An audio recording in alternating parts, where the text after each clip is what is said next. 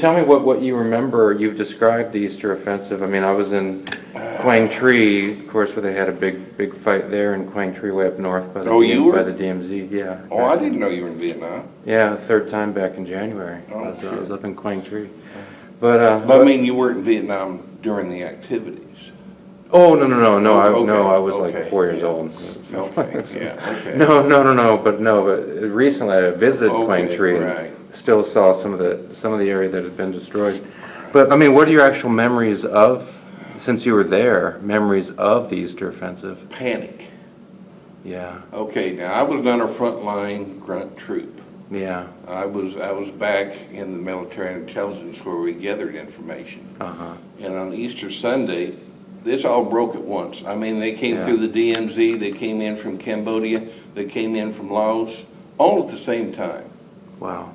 And so Almost like the Tet offensive, you think? I mean, it was much worse than the Tet Offensive. Yeah. See, the Tet Offensive was actually set up by the North Vietnamese to get rid of the Viet Cong. The Viet Cong were not necessarily pro-communist unite the countries. The Viet Cong were against the South Vietnamese government. And the NVA could only control so much of the VC. And so the Tet Offensive was basically all VC. And we eradicated they them. got devastated. They were eradicated, which Yeah. is what North Vietnamese wanted. And Walter Cronkite saying, and this will go down in defeat. Yeah. Yeah. But he didn't look at it realistically. And that we got rid of the VC in '68. Yeah, militarily it was a huge defeat for the VC. Yeah. So, panic then. So what do you remember? I mean... Okay, yeah, well, about I that. say panic. Now, everybody didn't go running, screaming, you know. Right, yeah. They said, what the hell's going on? Yeah. And then the general officers were trying to blame each other, and I was a grunt, so I was just trying to figure out what the hell, and they were coming through big time. Yeah. And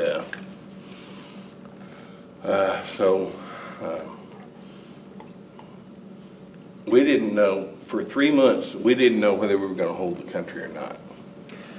And were you thinking that you may actually have to take on a combat role? Was that ever a Well, thought? I did, You did? yeah, different times, but no, when it was obvious what was going on, I got me a little rucksack and I made it with a compass and canned food and everything else, and I figured out where east was, and I was going to go to the ocean and hopefully get picked up by the Navy, because if we fell, there wasn't going to be any. Yeah.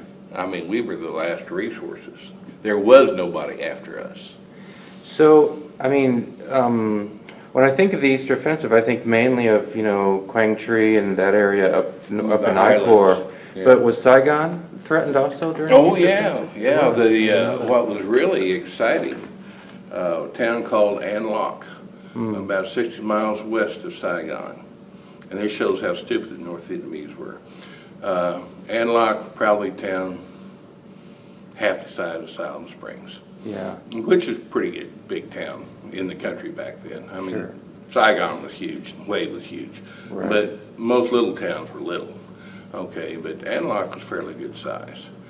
And so the North Vietnamese came rolling down the highway with their tanks and their artillery and their everything. And they'd met a few small villages from Cambodia and just ran them over. Well, in An Loc, okay, this shows you how dedicated they were. About, I'd say about a dozen Americans and probably 3 or 4 companies of South Vietnamese soldiers were in An Loc. And here they had tens of thousands of North Vietnamese with artillery and tanks coming towards them. Wow. They didn't get in. Wow. The An Loc is under siege the longest time after World War II of any other town and country. It was under siege for about 6 months. Really? Yeah. Wow. And couldn't get in, couldn't get out. Wow. And see, okay, so I think his name was General Ming, M-I-N-H.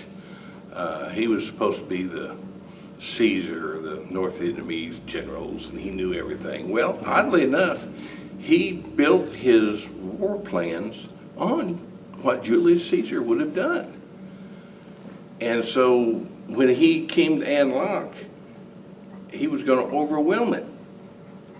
Now, anybody in the right sense just would have left a battalion there to keep An Loc under control and gone around it, right to Saigon. Because there was nothing between An Loc and Saigon.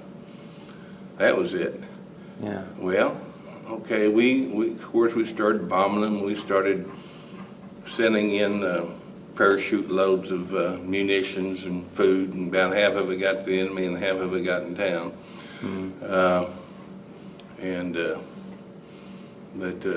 But that showed what could happen, and I think we lost a couple of Americans, we lost several Vietnamese, but the town held. It never did fall. Wow. Now I was in the what do they call it when they break a siege? Anyway, I was in the. We came in helicopters. I actually did it twice.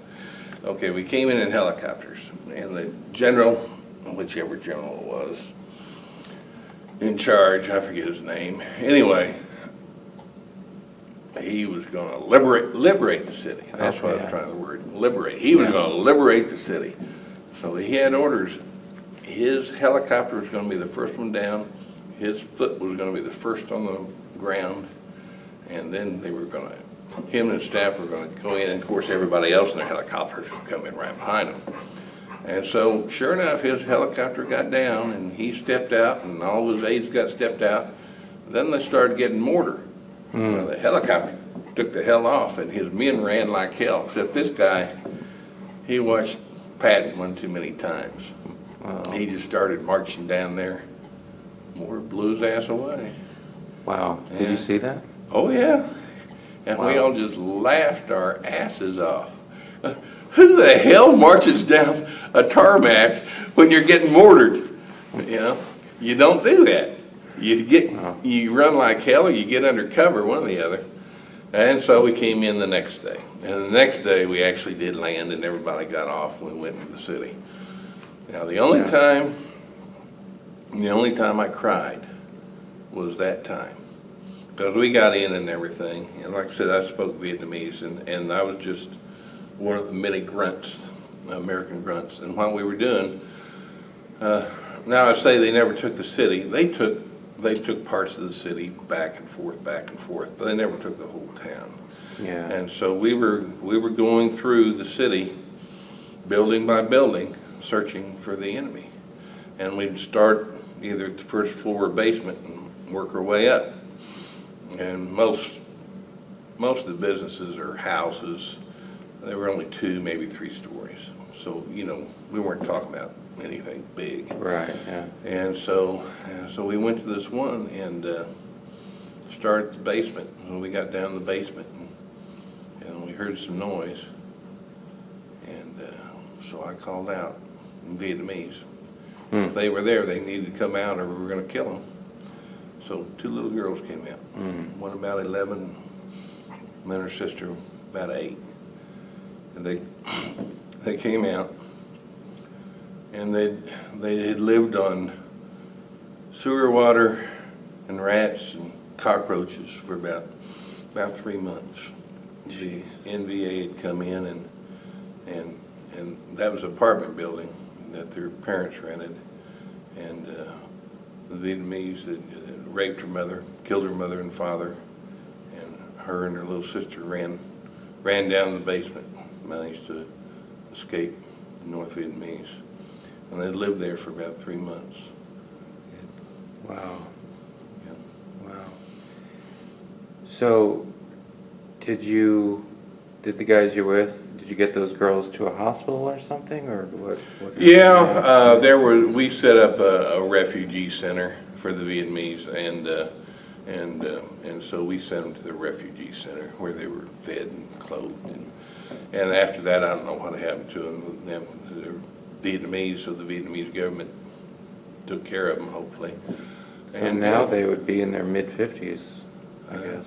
They'd be in their 50s now. Yeah, they would be. They Yeah. would be. Be in their 50s. I hadn't even thought about that till now. I just don't think of it as Think of those little girls. little girls. Wow.